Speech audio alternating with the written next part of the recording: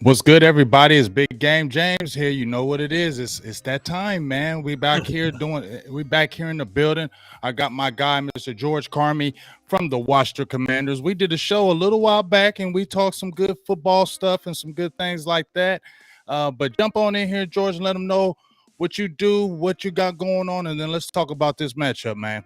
What's good, James? I think you're having me. I appreciate you having me on, man. I'm George Carmi from Full Press Coverage. I write for fullpresscoverage.com about the Commanders. I have my own podcast, Full Press Commanders, on all audio platforms and YouTube, and I'm definitely happy to be here, bro. Thank you for having me. Yes, sir. You know what it is. Hey, well, let's jump right into it, man. Your Commanders 1-2, my Cowboys 2-1. But let's jump right into it and let's talk about the Commanders side right quick. So, because I wanted to get the pulse of, what are the Commanders? How do you feeling right now? I know obviously you're 1-2, but kind of where is your thought pattern or where the team is at right now at this point? It's tough, man. We're kind of all over the place. I think we kind of have a little bit of disheartened expectations. Basically, we came into the season expecting to start off 2-0. We played the Jaguars and the Lions the first 2 weeks of the season. We kind of thought that the NFL kind of was hooking us up and giving us a little bit of an advantage there. But week one we started off pretty well. We started off 14 points in the first half. Carson Wentz, an efficient quarterback. We had a rough second half, but we ended up winning the game. We thought that we kind of break through and have a consistent offense all season long. Then we played the Lions, man, and we saw the Lions basically were very aggressive on their defensive line. It caused a lot of chaos up front. Basically kind of exposed some flaws in our offensive philosophies, and we lost that game. And then, we had a poor showing against the Eagles too. So, 1-2. We're looking to rebound this week and see how it goes. Right. Now, in those two losses that you kind of had, you said your philosophy. You don't know if it was what's going on with that. Now, do you feel like it's philosophy, scheme, offensive line? What do you think is really the issue that's been going on the last two times you guys had those last two games? I think it's a combination of everything, man, to be honest with you. Like at the end of last year, we had the 6th rated best pass blocking offensive line from Pro Football Focus. We let Brendan Sheriff walk this offseason. He cost $18 million. And, James, you and I talk offline all the time. Right. I'm not paying $18 million for a guard. It's way too much for a guard. Right. Way too much for a guard. So letting him go was probably the smart move. But I don't think we'll see. The story has to be told about whether that was a smart decision in the big picture.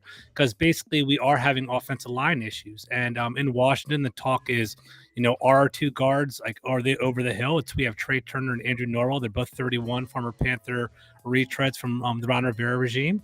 Or is it more scheme? Is it is Scott Turner basically not, utilizing Carson Wentz to his strengths? He's, throughout his career, he's been known to kind of hold the ball too long. Is it, should Scott Turner have more fast action plays and kind of distribute the ball to our receivers? Regardless, there isn't a good marriage right now. We gave up 6 sacks against the Eagles. 6 against the Lions and 9 against the Eagles. So, that's what kind of concerns me going into this week, having you guys having the best pass rushing defense in the league, and then our offense is kind of being suspect right now. Now, dude, let me ask you this, because when I looked at the stats from Carson Wentz, we and you had talked about how you were a lot more optimistic this year because you guys finally have a quarterback. You guys a guy that can really legitimately push the ball downfield, a guy who can make plays, who can win games. He's been in this league, he's done it. Now, but we have seen the first 3 games, respectively. Carson Wentz, I think he's averaging like around 40 pass attempts a game. I don't think he's had under 40 pass attempts in a game. Coincidentally, you have Gibson, who is only averaging around 13 rushes a game. Do you like that theory or philosophy? Because right now you guys are only averaging 3.7 yards a carry on the rush. You're on at the bottom as far as rushing yards. Where do you feel like there needs to be more balance? Do you feel like the offensive scheme has said, well, we have Carson Wentz, so we're going to throw the ball now? How do you tell me about that? I think there needs to be a better balance, right? And there's 2 perspectives to this question, right? There's my personal perspective, and then there's how I want to see what the Commanders. I think it's a passing league. I think you need to kind of pass to run. That's kind of my perspective. I like being in positive game script and throwing on first down and getting little chunk plays here or there. I think ultimately that's what Washington wants to be.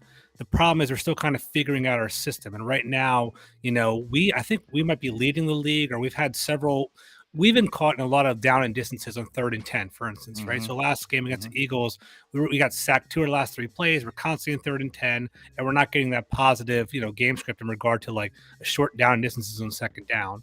I think Washington, what they need to do is they need to settle down. Like if they do see that there's an effective pass rush coming that way, they should counteract it with a good run game. And even against the Eagles, right? Like I think what's his name? Antonio Gibson ended with 11 carries for 38 yards, something along those lines. But he lost 11 yards on one carry, and he was averaging about 4.8 yards per carry for the most part. So maybe that is a formula. Maybe Washington should counteract basically the pass rush with a good run game.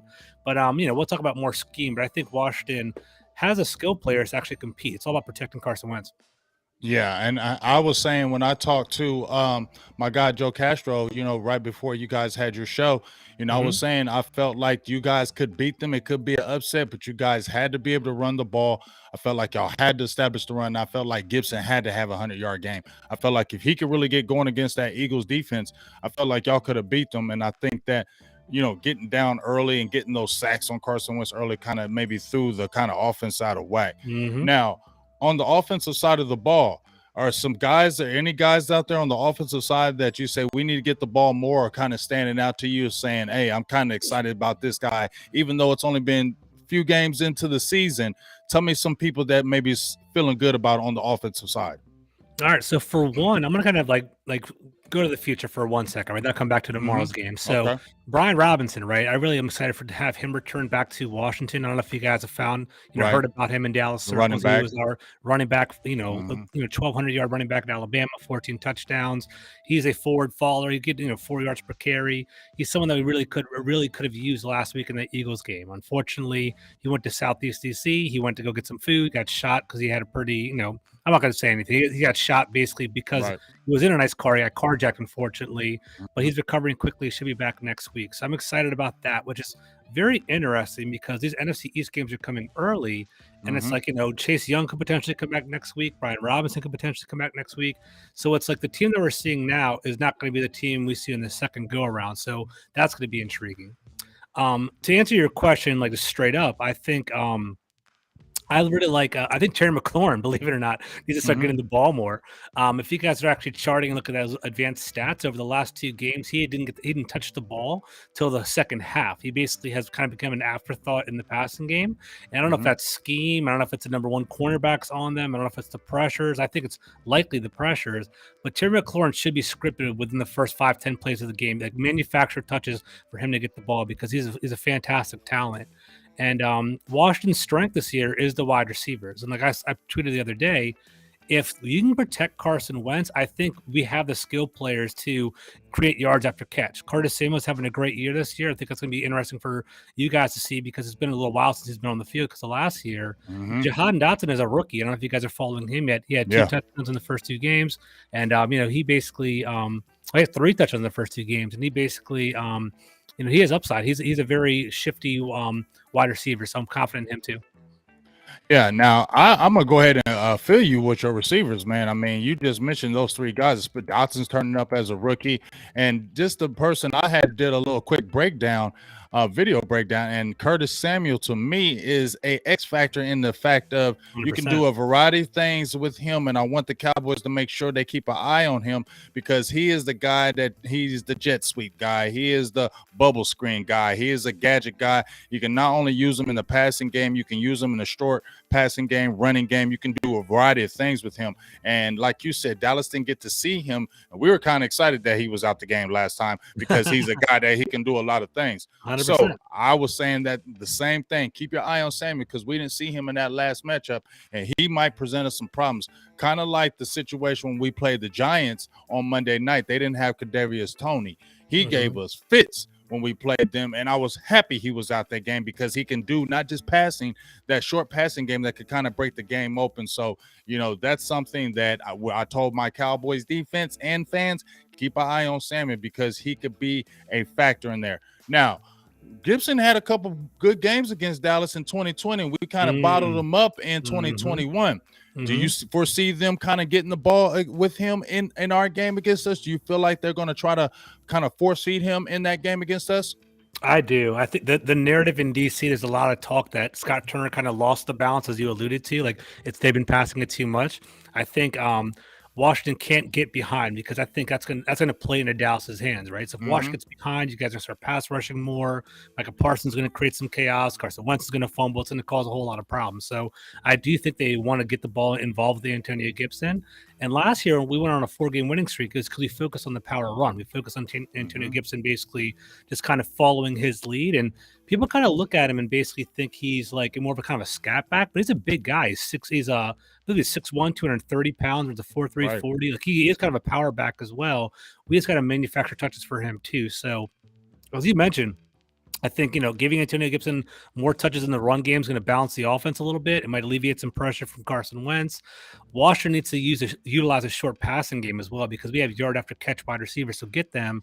And then finally, man, you're right, Curtis Samuel, man, he was people forget that he was recruited at Ohio State to play running back. Like he can play running back in this league. So basically, they utilize a diamond formation where they kind of have him in the backfield and he can, anything. He can run, flat, post routes, fades, whatever, or just dive up the middle. He has the ability to do all of that. So it's been fun to watch.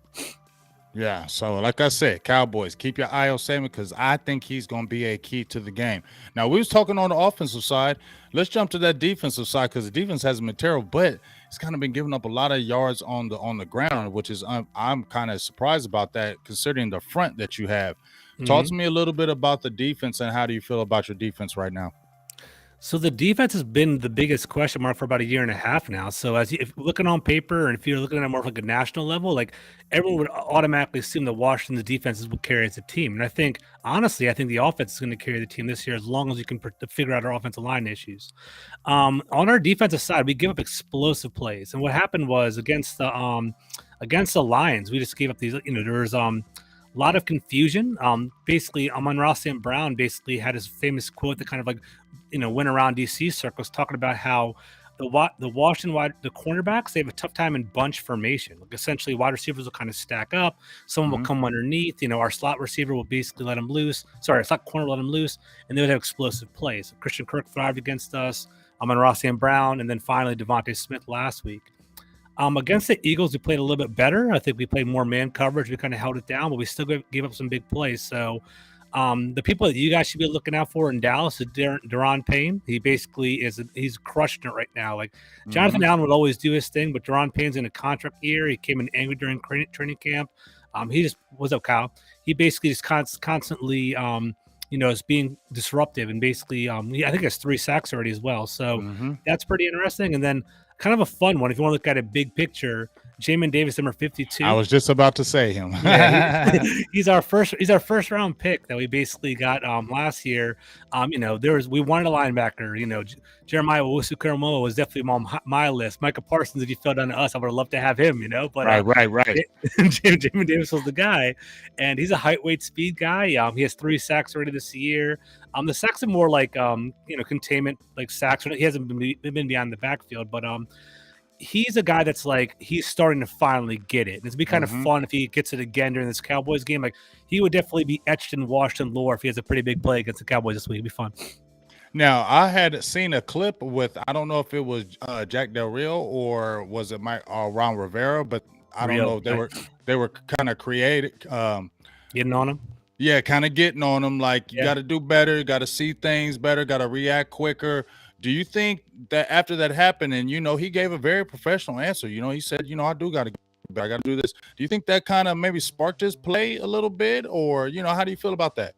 I did. I really honestly do. Like, so basically, I was like, I thought, to be honest with you, I thought Jamin Davis was a little bit overdrafted. I kind of had him as a second round selection when basically, I do a lot of draft work. I thought it was gonna be a second round pick the year he came out, but he definitely has the height, weight, and speed to basically be an elite linebacker. Ron Rivera and Jack Del Rio are former linebackers themselves. I guess they kind of overestimated the fact that they could coach him up fast enough. They put him at Mike last year to kind of see the defense from the inside out. And then eventually that didn't really work. So they kind of moved him to the weak side linebacking position. Jack Del Rio kind of burned him in the post-game conference, saying, Jamin Davis actually physically named him in the conference. And he was like, he played a bad game. He kind of put it out that way. And it was like, it's kind of rough, but at the same time, it's like, people like, I felt bad for Davis and everyone else. Like, dude, like he's a professional athlete, first round pick. And, it's 18 games in. Let him see what's going on. So kind of pushed him. And now he's starting to play better. Maybe that's what it was. Maybe people get motivated in different ways. So I definitely want to see him traject up. I want to see how he plays this week. Yeah, for sure. Like when I seen that, I was like, "Whoa, okay, that's what's up." Okay, we ain't pulling no punches over here. Now, Not at all. we talked about before the season. You said, the secondary, and we saw what the secondary last year wasn't what you probably wanted from the Washington side. How do you kind of feel about your secondary right now? Shout out to my guy Derek Forrest Jr. representing Columbus, Ohio. Man, he had a big game, had a really big game. I got to give him a big shout out to what he's doing. But kind of, how do you tell me about your secondary? How you feel about your secondary right now? So our secondary is starting to come together a little bit. I think the issue is that our cornerbacks kind of need to find their niche. We basically have three corners: Kendall Fuller, we have William Jackson III, we also have Benjamin St-Juste.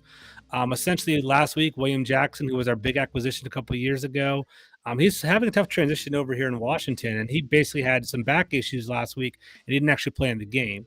Benjamin St-Juste moved from the slot to the outside, covered AJ Brown, did a pretty good job last week, and kind of shut them down a little bit. So it was more of the Devontae Smith show last week. So I think our cornerbacks are solid. It's going to be really interesting who follows CeeDee Lamb this week. I've been watching you guys too. Noah Brown's a pretty out of nowhere kind of wide receiver, at least from my perspective, playing pretty damn well.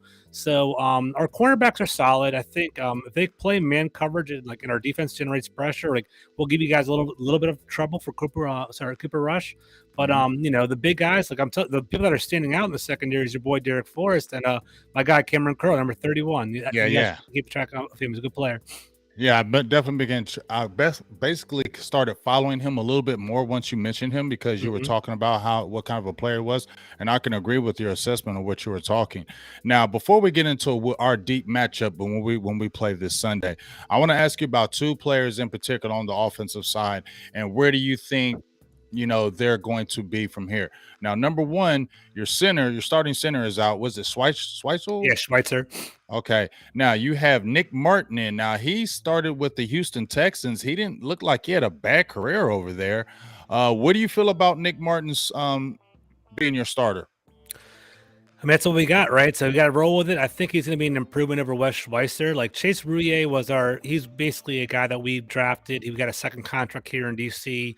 He's more of a cerebral player, not the most athletic center in the world, but the way Washington calls their offensive line protection calls is through the center, right? So that's why Chase Rouillet was so vital, because he's the one that kind of dictated everything for us. When he went down, he basically had a pretty bad ankle injury. I think he's gone for the rest of the year. Schweitzer came in, and dude, I was at the game live. It was awful. I want to right. Schweitzer's a good guard, but it's third game ever playing center, and his shotgun snaps are ducks. They were delayed. They were slow. The Eagles are reading the snap counts. It was a bad combination, and I think that led to a lot of the 9 sacks for next week. So hopefully Nick Martin provides some stability. I wouldn't expect it to be high-end stability because, you guys have a good pass rush, and this guy's the first time ever playing for us. But at the same time, we saw kind of, to me personally, I thought we kind of saw kind of rock bottom last week. So hopefully this guy will provide some sort of upgrade, I think. Well, saying that, I wish Schweitzer was still playing where he was playing like that in that last game. I was like, daggone, I wanted him to play because exactly. we really could really attack that middle. But let me ask you about your two offensive tackles, your right tackle or your left tackle, Samuel Cosmi from University of Texas. This is his second year. And then you have Leno. Is it Leno Jr.? Charles Leno. Yep, okay. From the Bears. Now they've been kind of, Cosmi kind of lost his way last week with the pressures and Leno Jr. How do you feel about those two guys kind of going forward with the prospects? So Charles Leno is more of a solid tackle. He's no Trent Williams. You're not going to mistake him for Trent Williams or Tyron Smith or anything like that, right? But he's the kind of guy that's going to protect you on the backside. He's going to be a steady presence. He was a nice find. We got him. The Chicago Bears cut him late in the offseason, I think 2 years ago, and basically Washington picked him up, and he's been our starting left tackle for a little while now. He has generated pressure. I think our offensive line is basically I love all the comments in the chat I'm seeing. What's up, Roger? What's up, Scott? I see you guys over there. Hopefully it's not rock bottom, Roger. But anyway, like Charles Leno, like he's given up some like uncharacteristic pressures this year, but I think it's just kind of a lackluster group that we have on the offensive line, and I think Carson Wentz kind of holds on to the ball a little bit too long. So I think it kind of like it's a bad marriage at this moment. Hopefully, we can kind of figure it out. Cosby, he is an athletic guy. He crushed the RAS score, the relative athletic score, with like a high 9 relative to other tackles. He is a pretty solid right tackle, but he just struggled with Brendan Graham last week with the Philadelphia Eagles because Brendan Graham's a different kind of animal, right? He's a pretty good athlete. We have more long, lengthy, tall guys like Montez Sweat and Chase Young. So I think we're practicing against them. And then you see this like bowling ball of Brendan Graham kind of threw him off a little bit. Like, where's his power coming from? Kind of got the best of him. So we'll see how he does. Hopefully hopefully Washington will counteract it. And I don't know. I'm sure we're going to talk strategy in a little bit, so we'll go there in a little bit. Yeah, well, let's kind of get into it right now because we talked about your guys. Now I want you to kind of give me your thoughts. Kind of how do you feel about how would you attack these Cowboys if we're talking on the philosophy of this game coming in? Dallas Cowboys, we have Cooper Rush. Okay, we are a lot more ball control. Our last couple of games, we did it the way I wanted them to do it. We played the way I wanted them to play with Dak Prescott. 27 rushes, 31 passes in the game against Cincinnati Bengals. 30 rushes, 31 passes against the New York Giants. Formula. Offense didn't look great in those 2 games, so let's not be known. We barely had we scored 20 points, we scored 23 points respectively, but you saw there was a lot of missed opportunities and there was a lot of punts, things of that nature. So what are your kind of thoughts when you're coming to attack the Dallas Cowboy offense, knowing that we have the 2 backs, Ezekiel Elliott, Tony Pollard got 100 yards last game, Ezekiel Elliott 75. Like we said, Noah Brown is kind of stepping up in the number 2. We will be getting Michael Gallup back this game. I don't know how much we're really going to play him. I'm a little cautious about him coming in and playing right now. But what are your kind of thoughts on attacking the Dallas Cowboy offense, knowing what you see right now in Cooper Rush? Yeah, I'll definitely jump in on that. Let me do one thing though, James. Our boy Scott Hartley right there, he's dialing in from the UK, so I want to give him a shout out. That's good props for him for sure. Thank you for coming, Scott. I appreciate that. Was that Raul? In regard to the Cowboys, I think the best way, my philosophy would be to shut down the run. I think if we can kind of make you guys one-dimensional, I think that will put the pressure on a Cooper Rush to be forced to beat Washington's defense. And we'll see if that's going to happen. Our secondary probably is the weaker part of our defense. So I don't know if it's like prudent to force Cooper Rush to throw against us, but like if Tony Pollard's doing those explosive plays where he's hitting these 40, 50 yards runs, if Ezekiel Elliott's converting on 3rd down, those 3rd and short, runs in regard to that, it's going to constantly give you guys a time of possession and give you guys more ways to figure it out. Like I'm a big like football guy in regard to like sometimes you need just plays to kind of figure it out. So basically, like if you guys are constantly like 10, 12, 13 play drives, you guys are going to find the holes in our defense and he's going to figure out what we're playing and beat that, right? So I don't want to go 3 and out and give you guys the ball back. So definitely take away the run game from you guys. Let CeeDee Lamb beat us. He might get his. He might get his like 5-6 catches and do what he has to do. I don't like CeeDee Lamb's a solid player. He's a solid player, but I just don't know if I view him as that like Jamar Chase-esque kind of player, right? I'll let him go off a little bit. Let him get his 6 catches, 80 yards, and maybe a touchdown. But like I don't see him going like 160 or something like that. So we'll see how it goes. So just shut down the run game and we'll see. But if you don't mind, I want to learn from you, bro. So you're saying the run game is kind of the balance, right? Cooper Rush, how you feeling about him? Do you feel like do you think he's susceptible if you blitz him, and do you think he can dissect a defense? And what do you think about him so far? I think he's doing what he's supposed to do as a backup. But I think what they're doing right now, Mike McCarthy and Kellen Moore have put him in the right situations. It's a lot of mass protection. It's a lot of 12 personnel, 2 tight end sets over balanced line. Well, like I said, like they added Jason Peters in at the left guard spot. He was in about 14 snaps, and he helped. Did really well. Yes, you guys sort of running behind him over and over again. I saw the game. It was a great strategy. It was good. And I like that because there's options. Connor McGovern should be coming back as well. They might do the jumbo package because you don't really use a fullback, so they might use that jumbo package again, where Connor McGovern might play a little bit of fullback, where you got Jason Peters at the left guard, just to keep a good jumbo package. And in reference to Cooper Rush, I feel like they're not giving him a lot of looks. They're making it basic for him. They're making the game basic. They're making a few reads, make this play, and go. And I think having Noah Brown step up has really helped us because he wasn't. He's been in the program 6 years. I've already said Noah Brown wasn't going to do anything. Okay, I had to eat crow on Noah Brown for real. Yeah. They're like, "Mate, eat crow on Noah Brown." Okay, I said, okay. It was only a couple games. There's still 3 games in, but he has basically showed his catching ability. The passes from Cooper Rush have not been perfect to him, so he's shown a lot of adjustment in his catch radius, and I really like that. And like I said, they're making Cooper Rush not win the game. They're making it to where keep him in good down and distance, continue to run that ball. That's his best friend, and it should be the same way with Dak Prescott. But I think that's why you're seeing the best of Cooper Rush, because the run game is working. If you have to put the ball and put that on the hands and the shoulders of Cooper Rush, I feel like that's going to be a recipe for a disaster. Because if you looked at the game, his first game when he started against the Bengals, not his first game, but his last game against the Bengals, he had 2 plays where they could have been interceptions taken to the house. They just basically dropped the ball. So it's not like he's been perfect, but I do like the way they've been doing, like I said, balanced run pass. Dallas usually calling card when they get over 20 to 25 rushes, they usually win the game. And that's what they need to have, keep on going forward, and that's how they need to keep on with Cooper Rush. And then Washington, we need to get a turnover, man. A stat to kind of throw your way. We have 1 interception on the season.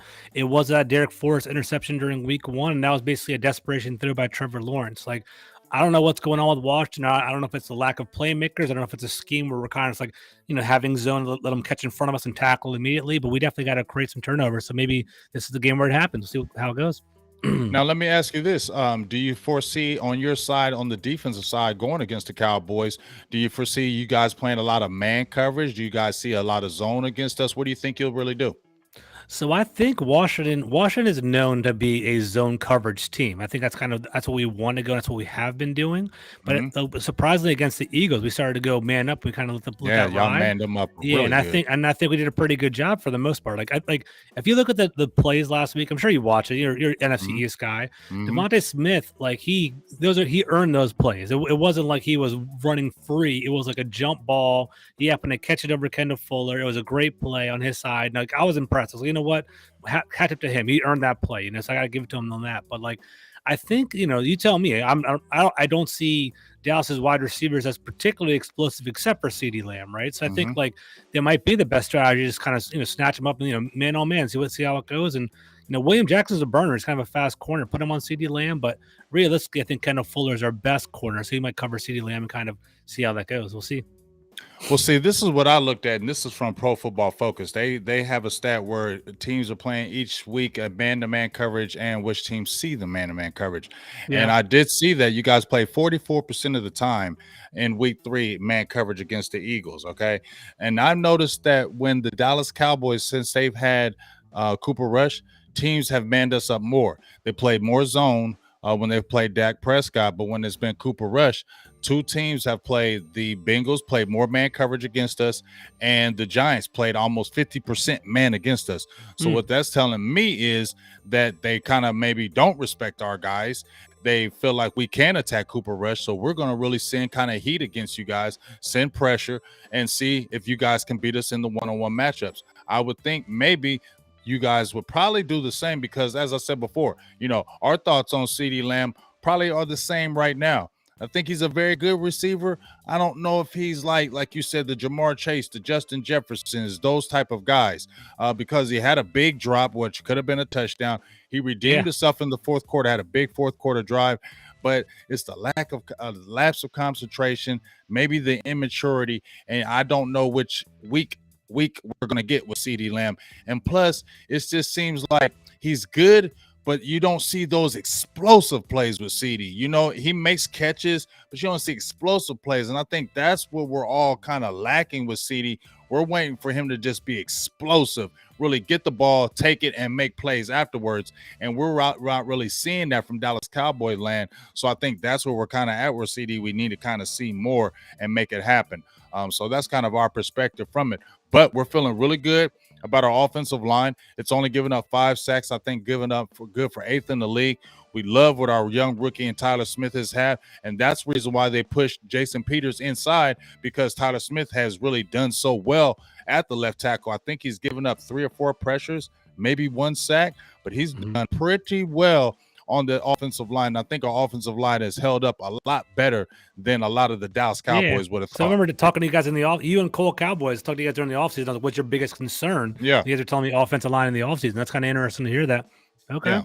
So we're kind of feeling good on that side. But obviously, our calling card right now is the defense. I mean, we're only giving up opponents are averaging only 17 points a game against us. That's good for 8th in the league.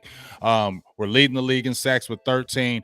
And obviously, we have Micah Parsons, but it hasn't just been Micah Parsons. Dorrance Armstrong Jr. has stepped up. We re-signed him in the offseason. He has 3 sacks. You have the Dante Fowlers. Quentin Bohanna has played very well in the middle. That's the guy who I said, George, if we're talking about our run game, because Barkley had the big run, the touchdown run, but we pretty much bottled him up. And Daniel Jones was an athletic quarterback. We probably would have had more sacks than that. 100%, 100%. We probably would have had a 10-sack game. Off, dude. Yeah. Man, there's a crazy stat. I don't know if you saw it, but basically you guys pressured Daniel Jones on 46% of his dropbacks. You sacked him 5 times. And I'm an NFC East guy. I was watching that game. I was like, that does not look good for Washington next year, because Daniel Jones was hustling, dude. You guys were coming after him hard. Oh, every play he was spreading out that pocket. He saved so many sacks. Carson Wentz can't do that. That's why, like, I'm a little bit concerned. Like, I'll be straight up. I'm concerned about this game because I think your pass rush can get to Carson Wentz.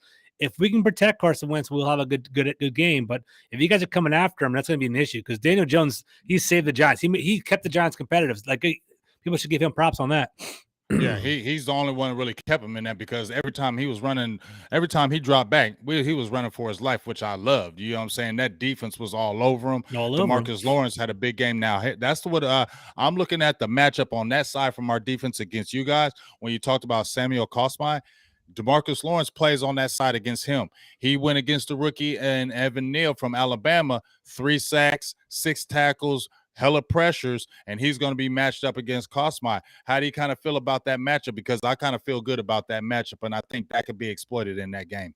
Yeah, I'll be fair to you, bro. I'm always honest. I think that you guys should feel confident in that matchup. I think you guys have the advantage. DeMarcus Lawrence is a proven pass rusher. He's been doing it for a couple of years. I think he's been up and down though, right? He had like a 14 sack year or something like that, and had a kind of a down year after he signed a big contract, if I remember correctly. But he basically, he's a solid player, and I think he can definitely create some chaos in Washington. I think what Washington needs to do, and actually I heard a great podcast. If you guys really do care about this matchup, there's a podcast. John Carmi is the ESPN reporter for Washington Commanders. Logan Paulson, a former tight end, was on there and really broke down the X's and O's, and it was awesome. It was like a master class in football. And he was talking about how, like, the Cowboys, they dress up their blitzes very, very well, and they basically just like have like these like nuanced like pass rushes, and they kind of like manipulate Micah Parsons. Instead of having his hand in the dirt, he'll be a couple feet off the line. You can kind of do whatever you want with him like that. And it's very flexible. So I think the way to counteract that is basically, instead of trying to like man up 5-on-5, I'm going to run the ball down your face, basically spread it out. Like, just do 5 wide receiver sets, 4 wide receiver sets, and offset running back. It's like, if you guys are going to blitz us, we're going to attack you on the boundaries and kind of make you guys run after us. And I think honestly, that might be the way to do it, because that's what Washington's good at. Like our speed receivers. We have Dotson, Samuel, and McLaurin, who are all running 4.3 40s, and Antonio Gibson. So that might be the way to counteract it. But yeah, I agree. If we kind of put our hands in the dirt and it's like mano-a-mano, I think you guys would have the advantage there. So, like I said, the defense has been the calling card. We got a lot of guys that can come in waves. I think Anthony Barr is starting to find his way as well as with the defense, and I think that's really helped us, because it's continued to let Micah Parsons be free, hand in the dirt, move all the way around, find matchups, and let's go at it. Now, speaking of our whole defense, Micah Parsons in general, what do you feel like? If you're offensive coordinator, or just coming from your perspective, what do you feel like you need to do to counteract him in particular, to not wreck your offensive scheme? So can I ask you a quick question? Like while Yeah, I'm still thinking about it, yeah. you added Dante Fowler and sorry, Dante Fowler and you added Anthony Hmm. Barr. Those are Hmm. people that I kind of had my eye on. Are they doing pretty well for you guys, or how's that going? Anthony Barr, like I said, he's starting to come along. Yeah, His first game, obviously you're with the new team, but I've seen the last two games a lot more sure of where he's going, where he's learning that defense. And like I said, he's coming in and keeping Micah Parsons free. okay. LVE is what LVE is. You know what I'm saying? We You LVE, guys don't view highly of him, right? we He's don't like, even, yeah, yeah, he's okay, just a regular player. I don't know what happened from his rookie year to now, but he's just not a physical player. He still is not aggressive enough in the hole. So really having Anthony Barr was a godsend, because if it would have been a Michael Parsons and an LVE, I think things would have been exploited. So Anthony Barr has given us more stability in that middle, more stability in the run game, and he's able to attack the run game more than the LVE would. So definitely happy about that. Dante Fowler, I feel like he's still getting his feet wet. They're still trying to find a role with him. But he had a really good game in that Cincinnati game. I think the biggest thing is when they start sliding DeMarcus Lawrence inside, playing having like playing the three tech, and you have kind of like our NASCAR package. That's when I feel like Fowler can kind of get his feet wet and pin his ear back and do his thing. So I like what he's doing. I just feel like he's got to get more rest, but it's a crowded defensive line. That's a good thing for us. We yeah, feel good about yeah, it, yeah, but 100%. it's a crowded defensive line. It's a lot of guys fighting for spots. So Terrell Basham, he's not a guy, but he still will induce pressure, and he was out. When he comes back, I wonder who's going to actually be active. Because somebody's going to be inactive on that field, because we got a lot Interesting. of guys along that line. So as far as both of those guys, I really love what Barr is bringing to the table, and we'll continue to see what Fowler's going to do. Gotcha. And then go back to Micah Parsons, man. Like the way that like you can only hope to contain him. To be honest with you, man, I saw the Cowboys game live, and you guys got our number last year. It sucked, man. I'm not gonna lie. I was at the Cowboys game where I was, we were both in playoff contention. We're both looking pretty good. I'm talking about the first matchup. Mm-hmm. And then Micah Parsons, he had a show, man. It's basically, I remember like he hit Heineke, we fumbled. I think DeMarcus Lawrence took it for a touchdown or something like that. It just kind of changed the whole game. I think in order to beat Micah Parsons, you just kind of have to constantly, account for him, right? So maybe having a running back in the backfield, so whenever the blitzer comes up, just chip him a little bit when he's coming in on a pass. Maybe throw screens against him to kind of like if he's coming in with a lot of pressure, throw right over his head. Attack him with a short passing game, trying to negate his pass rush. It's going to be hard. I think the way to beat Washington is to make Carson Wentz hold on to the ball, because then he's going to try to run around in the pocket. And he's not as nimble as he used to be, and he might cause a fumble. He might throw a bad interception. So if he's confused, he's going to start seeing ghosts. Like I hope that's not how it's going to be all year. But that's what happened in Detroit, what happened in Philadelphia. I hope it doesn't become a trend. So we have to have pass protection. If we have pass protection, I think I like our odds if we actually have pass protection. But if it's like early on, you guys are starting to generate pressure, I like your odds. It's kind of what I'm worried about. All right. So I was looking at one of your podcasts that you was just on. Okay. And it was a lot of guys on there, and a lot of people were picking Washington. They were picking Washington 26 points, 23 points. Now I didn't get to listen to that podcast. Now I need to hear, why were so many people picking Washington over Dallas in that podcast? So, I mean, I think people kind of think they're due. I think, there's some like in their hearts, like, you know what, like it's Cooper Rush, it's a backup quarterback. Like, this Cinderella story can't possibly work. This is Dallas is susceptible. Washington's going to come out angry. Washington's going to be wearing the black jersey, so their swag's going to be up a little bit. So, I mean, there's a whole lot of like different vibes behind it. People kind of go in that direction. I like, dude, you know me. I'm a very objective number kind of guy. I'm like, Right. I'm a journalism major, so I'm like, dude, Right. looking at the stats, looking at the pass rush, looking at all this stuff. I don't like the matchup. I do think like, if I'm hoping that we win, but I think you guys might have the edge because of that. So that's kind of what I'm worried about. But like, I think it's like that, like. It's more of like it's going to happen. I believe in it kind of thing, as opposed to like actual tangible evidence of why that we should win. So we'll see. I don't know. You never know. Any given Sunday in the NFL, bro. Do you also think it's the Cooper Rush thing? They don't really respect him. They just feel like, hey, he's kind of winning, but he ain't really doing nothing. Is it really that too? I think the like more like there's various there's various levels of Mm-hmm. fans, right? So there's Mm-hmm. fans that basically like they watch every single football game and they saw the pass rush against the Giants, like, oh damn, like the pass rush looks pretty good. And there's some people that kind of see the box scores, like Cooper Rush, who the hell is that? One touchdown pass, who the hell is that? And they're kind of seeing it from that angle. So whenever I give the Cowboys like their just due on my Twitter account, it's like, oh, Cooper Rush, he sucks. And I'm kind of catching that vibe from people. And maybe he is as a game manager, right? But I do think what I got to give Dallas credit for is their coaching. I do think Kellen Moore is I don't know if he's like, and I don't we'll see how he turns out long term, but I Mm-hmm. think he is creative enough to keep Cooper Rush afloat. He's actually doing a pretty good job to kind of navigate this guy through the tough waters until Dak Prescott comes back. So that's what I think. Looking at Kellen Moore versus Jack Del Rio, like Jack Del Rio's kind of been letting me down, so I kind of want to Right. tip the cap to him. So we'll see. I don't know. Now, how do you feel about your staff? You said Jack Del Ree's kind of letting you down. Ron Rivera, obviously, it's 3 games in. If this gets a situation where it maybe gets out of hand, losses, things, anything like that, will there be any changes mid-season during the season, or how do you kind of, or will that be something that will at least be talked about at the end of the season? So I think Ron Rivera is safe. I think it's funny, man. With Washington, you kind of have to look at the macro, the big picture with everything. Mm-hmm. I think Ron Rivera, he was hired basically because they wanted a coach centric approach here in DC because it was just so messy when he took over. It Mm-hmm. was like Jay Gruden, like all these scandals going on and things like that. Mm-hmm. Ron Rivera, we talked about this before, bro. I think Right. Ron Rivera, he creates a high floor. He's creating a sense of professionalism in DC. Mm-hmm. He's, he flipped our roster from like 27th oldest in the league to 7th youngest in the league. Like he's definitely kind of refreshing what our team and building a program. And I think they want to see it through. And I think at the same time, it would be difficult to get a high end prospect to come in and coach Washington, at least right now, with all these skinos going around with Dan Snyder. Maybe that's me just being in the DC metropolitan area and hearing it every single day. But like Mm-hmm. the counter is there's 32 jobs in the whole world. Someone's going to want that job. You can always get a good coach. But I think what I'm catching is people that I talk to, they're like, hey, you know what? Like Ron Rivera is 100% safe.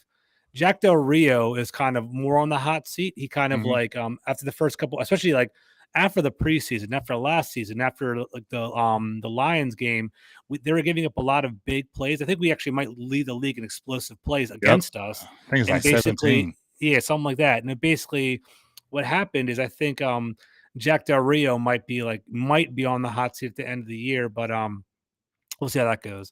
Scott Turner, offensive coordinator, I like him. I think he's innovative. I think he finally, like we talked about before, I think we finally have a quarterback.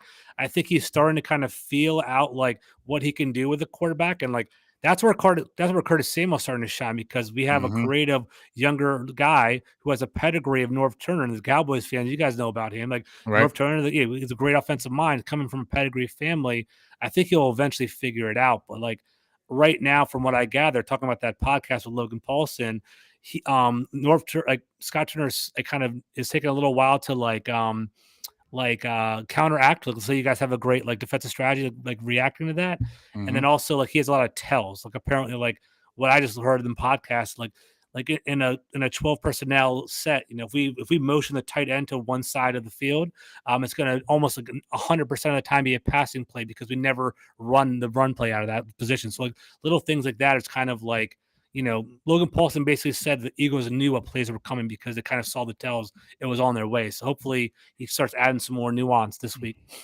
Man, now I'm gonna have to go check that out because I always like listen to a former player really break that down like I no love other. listening. It's awesome. It's awesome. So you learn so much. It's You fantastic. learn. I mean, you sit there and just soak it up like it's the Bible talking to you. Like, man, okay, I want to hear this tomorrow. The next day, I just got to keep on soaking 100%. this up and listen because there's certain people that really break it down. They may not be the name guy out there. It's usually like those mid-level guys that really 100%. just teach that game like this. Those mid-level guys, man, they just Because really you can't rely on athleticism. You have to rely on his right. smarts, and that's how You he is. feel This guy's me? smart as hell. Exactly right. That's who he is. So he's like a mid tight end. He knows everything. He's very smart and intelligent. So I learned a lot. I really did. That was an awesome podcast. Yeah, those are the ones you want to listen to, man, because those guys are just super good, and those guys, I always tune into them. So before we get ready to head off here, I really appreciate you, number one, jumping on here, dog, spitting Of that course, bro. knowledge, letting everybody know about how these Washington Commanders work. Kind of give me your, I know we kind of talked about it, but give me your official keys to this game on the defensive side, when we're on offense and when you're on offense and we're on defense, what are your keys to winning this game? Can I ask you one question before we wrap it up, though? Do you mind? Is Yep. that cool? Yeah. All Yeah. right. So I just want to hear your perspective. So, like, let me kind of hear, like, going into this game, what are your thoughts on the Commanders? Like, what is your anxiety level for the game? Do you think, like, what do you think our strengths are? What do you think our weaknesses are? I kind of want to kind of hear your big picture on things, Well, more of this a is what national level. this is kind of what I feel right now about the Commanders. Like I said, I feel like you guys throw the ball way too much, in my opinion. Mhm. I know you guys got a good, quarterback in Carson Wentz, but I feel like once they got Carson Wentz, let's throw the ball. Let's throw the ball. Mhm. You guys are only averaging 86 yards on the ground. So when Yeah. I look at that, I'm like, let's continue to make them one dimensional. I do feel like, Carson Wentz does still hold on the ball, but he's dangerous. Okay. Mhm. And my thing is, don't protect him. I mean, we got to get after him. Don't let him get rolling early. I Mhm. think that's what happened in that Philly game. They were getting after him early, getting those sacks early in the game. I think he had like Mhm. 2 or 3 sacks in the first quarter. So I feel like that may affect him a little bit, getting hit around, and then maybe start seeing things, as you said. So from my perspective, if are looking at your offensive side, I feel like, the offensive line, we can attack that kind of like we could do against the Giants. And like I said, y'all not really running the ball to me. And I think you guys should do that more if you guys want to be successful. It doesn't have to be the basic type of runs, but get creative counter traps, maybe some toss sweeps, things like that. Get Curtis Samuel more involved as far as in that run game, quick bubble screen passes. I think he needs to be a key on there. But as I said, throwing a little bit too much from me. Keep on doing it in this game, in my opinion, because I want to just pin the ears back and go after Carson Wentz. Yeah. I think that's the thing. I want to get after him early. I don't want him getting comfortable in that game. And stop the run. Don't let Antonio Gibson get anything. Kind of like when we played y'all that first game last year before we played that second game. I had a nasty taste in my mouth about Gibson because that's before we played y'all. He was averaging 120 yards a game in 2020. So that Yeah. first matchup, my first thought was shut him Shut down. him down. Do not Yeah. let him get the ball. I think he had 10 carries for 36 yards, but we kind of got after him early. And you guys kind of wanted to challenge Trevin Diggs or shut. I don't know why you wanted to do that. I'm not saying he was worth it, but I think Yeah. y'all went out there trying to prove things you didn't have to. If you would have stayed within the game plan, would have probably been a closer game. But so that's just kind of my perspective from the offense. On the defensive side, I still worry about that front. Maybe not as much. I'm still happy y'all don't have the Chase Young in there. I know people are getting on him right now, but to me, he's still a threat. And if you Yeah, had dude. him in the He's an game, athlete. He's huge, man. Yeah. he's a threat, and he's Mhm. still a Mhm. huge asset on the team. Mhm. So I'm glad he's still not out. People can talk trash about him all they want. I'm glad Yep. he's not playing. You get what Yep. I'm saying? Mhm. Two guys I worry about is the Duron Paynes and Jonathan Allen. Those two guys, we got to Mhm. neutralize them. And I feel like getting Jason Peters inserted in that, this is the game he nearly really needs to play because we need a big boy to lay on those big dogs in the middle. Okay, we need a big guy to lay on them. Jamin Davis, I like him, but I feel like we can get after him. And that number 55, I like to Go get him in. Holcomb. Yeah. Yeah, I want to get him in coverage because I feel like when you get him isolated one-on-one coverage, we can get him in coverage. So really get your linebackers isolated in coverage, really shut down your Duron Payne and Jonathan Allen, and then I feel good. I know you got your secondary, but from my perspective, I feel good in this matchup to me just because of I feel like even though we have Cooper Rush, I like our offensive line the way it's playing. I like the way they're running Tony Pollard and Ezekiel Elliott. And I just feel like we just have a little bit more talent. Us being at home this first time too kind of helps us. And I feel like we just have a little bit more talent right now than you guys. And the uncertainty, I think, like I said, you guys got to get to running the ball more, in my opinion. If you guys can run the ball more, I think you'd be a more dangerous team. But if you guys start going back and dropping back, because I think your last two games against Philadelphia and Detroit, Carson Wentz had 26 dropbacks, 21 dropbacks, and those were your high sack games. He had 9 dropbacks in that Jacksonville game, only 1 sack given up. So my thing is, let y'all pass, let it get in long down the distance, and let's try to get after Carson Wentz. Yeah, I mean that's a good strategy right there. To kind of answer, to kind of like give you some a little bit more insight. Duron Payne on Jason Peters, man. I like that matchup, man. I'll give you guys DeMarcus Lawrence versus Cosby, but Duron Payne's having a year, man. He's gonna basically get He's his a big dog. money. He's a dog. He's gonna be. He's angry. He wants a contract. Like Washington's probably not gonna give it to him. He's auditioning around the league, so I definitely think he might have a leg up on this current like era of Jason Peters. Jason Peters is a little bit older now, and then Jamin Davis. One thing to kind of I know you're like a student of the game. Because he doesn't actually have all like the intricacies of a middle linebacker right now, they blitz him a lot. That he's generating pressure that way. So just keep eye. It's fun to watch him blitz. So kind of keep an eye on 52 getting up the field and trying to, as he's like that fifth, blitzer with our defensive lines. It's pretty interesting. We're trying to generate pass rush because Chase Young is out, so that's kind of fun to watch. Yeah, and he does offer, because I seen him. They did a stunt blitz on him against the Detroit Lions. He had a nice little sack on Jared Goff. So I definitely want them to keep our eyes on him. But like I said, continue to use those tight ends. I don't know if Dalton Schultz is going to play in this game. Like I said, Michael Gallup. What's his deal? Is hurt? Yeah, he sprained. I think he sprayed his MCL. And but I'll be honest with you, we're loving our rookie tight ends right now. Jake Ferguson and Peyton Hendershot. Peyton Hendershot was undrafted out of Indiana. But I said it when I first saw him. He reminded me of an Aaron Hernandez. That's the type of body type he had. I know. Player, Aaron Hernandez. Yeah, the player, not the off-field. The player. Okay, good. Okay. The player. But he's got good hands. He's really sneaky, athletic. And Jake Ferguson is the same thing. And they can put bodies on you. They have a lot of energy on blocking. Now, Hendershot had a couple 2 bad penalties that kind of cost Dallas, but he had a big 21-yard reception. I like both of them. So even if Dalton Schultz didn't play, we weren't sitting back like, dang, Dalton Schultz didn't play, because a lot of people felt he was just a regular tight end anyway. So I like those 2 tight ends. Keep that 12 personnel popping. I think Tony Pollard, he can have a big game in this game. Ezekiel Elliott could have a steady game, but I like this matchup for Tony Pollard in this game. His explosive plays, if we can get hat on a man, I think once he can get to that second level, he's going to be real dangerous getting past the linebackers. So I really like him in the matchup in that aspect as well. And like I said, having Michael Gallup surely helps. And then we got a rookie, Jalen Tolbert. Hopefully we see more of him.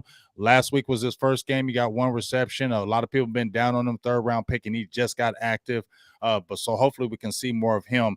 But I like the offense, the way you keep it balanced. I feel good against your defense if we keep it balanced. You don't need to throw the ball everywhere with Cooper Rush, and your passes needed to be there. If you look at it, there's a few shots down the field, but it's usually 15 and in, and mass protection, and let's go right there. Gotcha.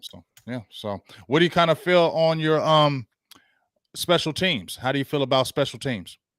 So I think our special teams are actually, it's pretty solid. The only thing I'm worried about is our kicker, right? So it's funny, believe it or not, we've played 3 games so far this year. We haven't even had a field goal attempt. So it's gonna be interesting to see how he does. He missed a extra point during the preseason. He missed a field goal during the preseason as well. It's a strong leg. He can kick over 50 yards, especially in Dallas with that that dome and that whatever it is, the kind of the retractable roof that you guys have. He should have a advantage to kick it pretty well, but he hasn't done anything yet. Our punter is actually, I hate to say it, but people love it around here. It's one of the best punters in the league, but I hate saying that. I don't want to have a great punter, but he's excellent on that, and we do have some pretty good coverage. Against the Lions, we kind of had a slot wide receiver named Wild Goose. It's kind of a crazy last name, but Wild Goose. he was our like he's your slot corner, right? He was our slot corner because of the depth issues. But basically, he was in the coverage unit, the tackling unit. But he basically left his lane and left a wide open gap for the Lions, return like 60 yards. So I think our special team is solid. But I just think we just can't have any errors. But I'm not concerned about them. I think our special team is actually pretty solid. So we'll see. Yeah, I mean, right now I don't feel bad about our special teams. That's been Achilles' heel, our kicking game.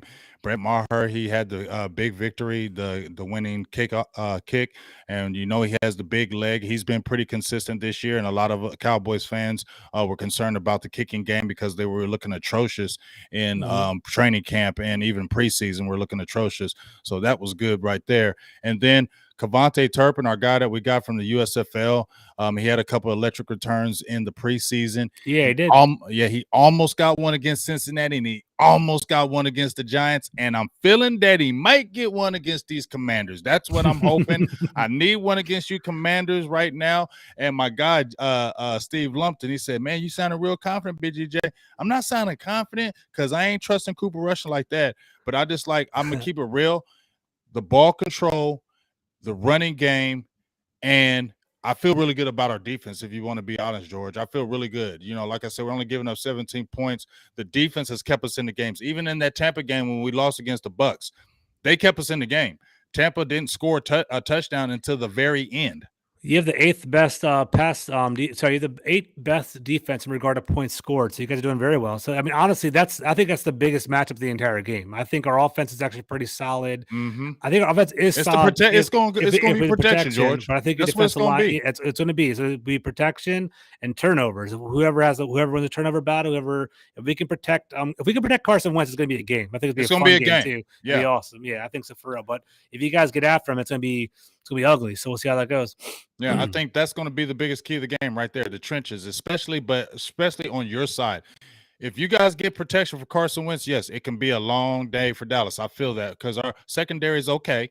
Okay, we got some good secondary play. Donovan Wilson's playing really good. Malik Hooker.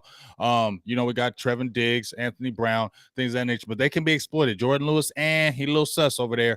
So he can be exploited, especially with your 3-receiver set. You guys can get yards. You guys can get big plays if you give Carson Wentz time. And he can make the big money throws. So that's going to be the key for the defense.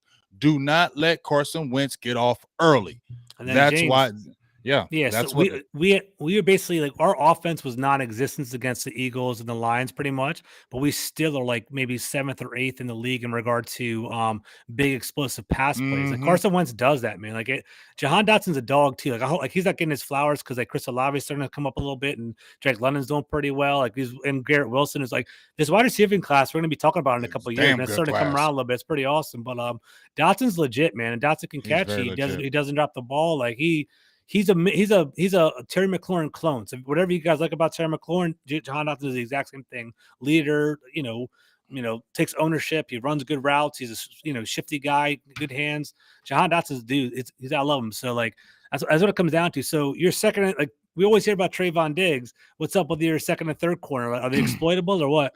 Yeah, they're definitely exploitable, and that's why I'm worried. That's why I said that we have to get at you early. Get out to stop that run early. Get Carson Wentz to get those 3 and outs. I think we're only giving up. I think you guys are high up in there too on third downs, getting teams off on third downs. Yeah, we're at 33, and you're like 30. You're like at 30%. We're like at 33%. So that's going to be key. Third downs. Yeah. Who's going to be converting those third downs? Like you said, turnovers in the game. But our secondary is going to have to play really good because, as I said before, man, I am worried about Dotson. I know Terry.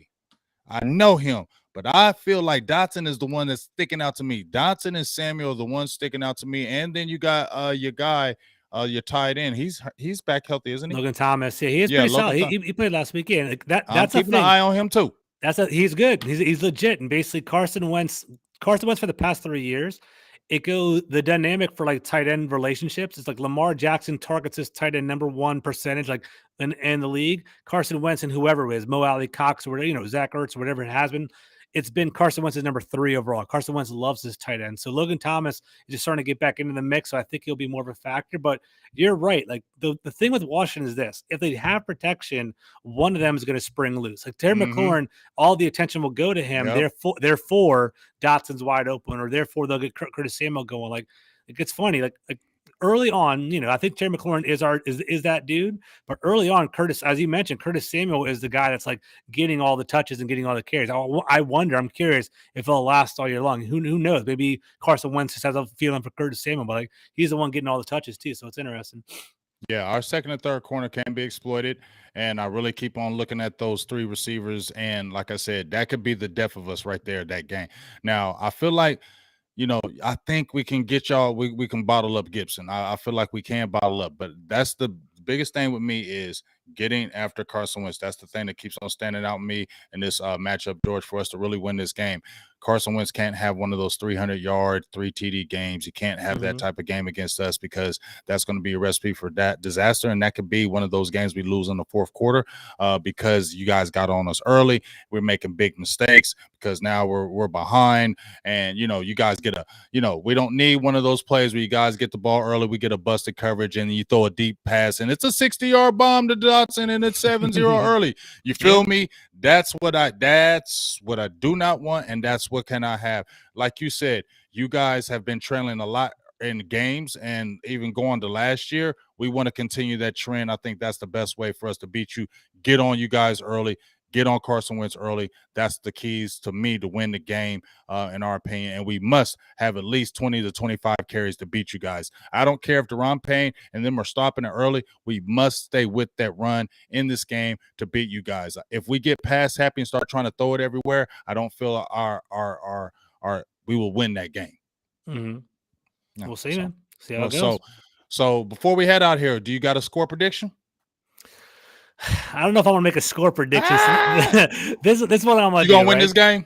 So this is what I'm gonna do right now. I'm gonna talk it out real quick, right? So over the past 2 games, Washington hasn't done anything to basically say, to say, hey, we're going to be favored to win this game, right? So I'm the kind of dude where, you have to walk the walk before you talk the talk. Like, we got our ass kicked the last 2 games, right? So it's like, who am I to say we're going to come and beat the Cowboys, right?